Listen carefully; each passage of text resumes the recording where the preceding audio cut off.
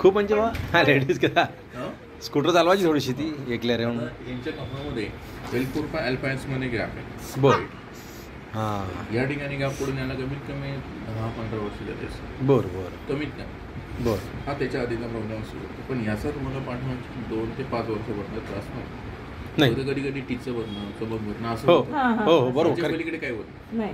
पण आता 6 महिन्यात 12 महिन्यात काय झालं, इथे तर कार्टिलेज असतं म्हणजे गाडी इथे फाटून बाहेर आलं. हो.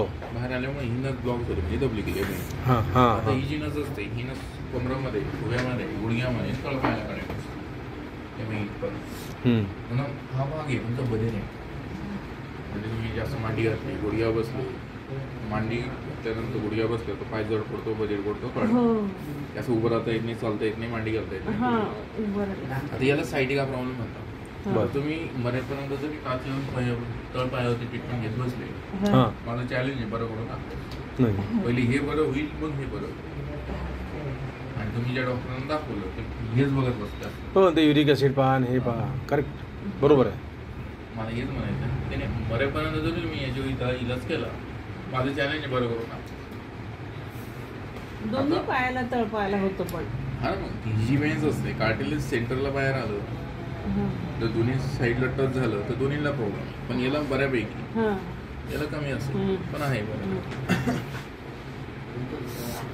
याला पण आता जेव्हा इथली ती खाली आलेली वरती जाईल, बाहेर आलेल्या गाडीमध्ये येईल तेव्हा एक लेवल याचा एल एस फाईनचा इमाना केला स्पष्ट दिसतो.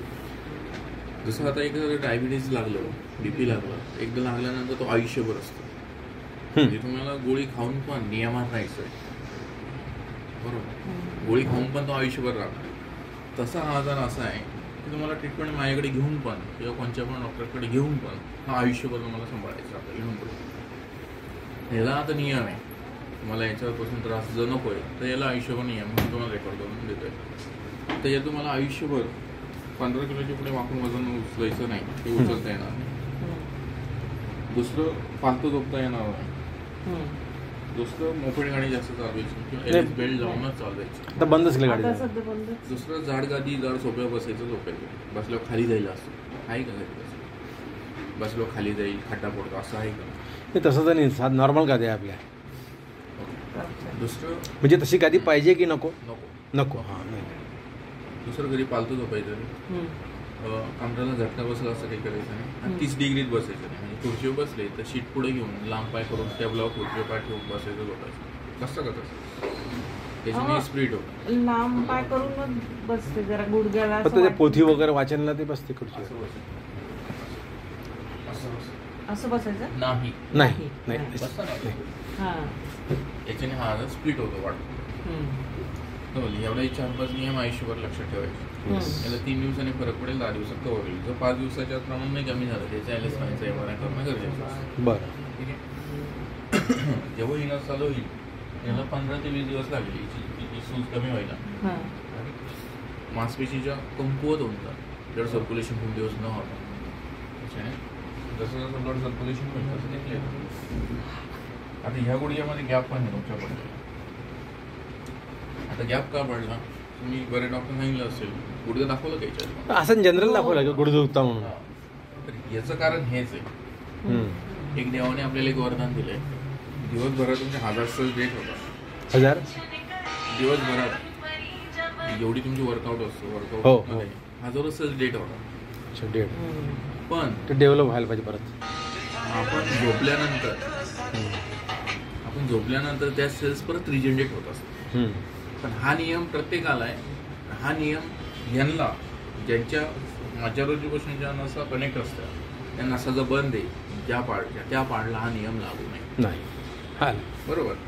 हा नाही कारण की ब्लड सर्क्युलेशन होतं ना त्याच्यात. मग इथून ब्लड सर्क्युलेशन यायला ह्या पायाला 80%, ह्या पायाला 30-40% होतं. इथून ब्लड सर्क्युलेशन यायला कमी कमी 10 वर्षापासून न झाल्यामुळे गुडघा 80%, 50 ते 60% गेला.